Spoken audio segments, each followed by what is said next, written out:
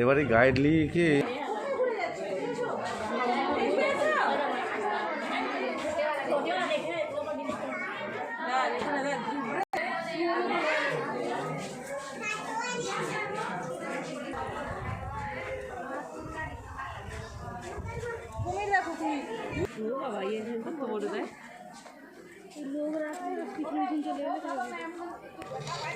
চল, এটা একটা প্রজাতি, এদিকে একটা প্রজাতি। আমি গাইডের কাজ করি। হ্যাঁ চলে সম্পা,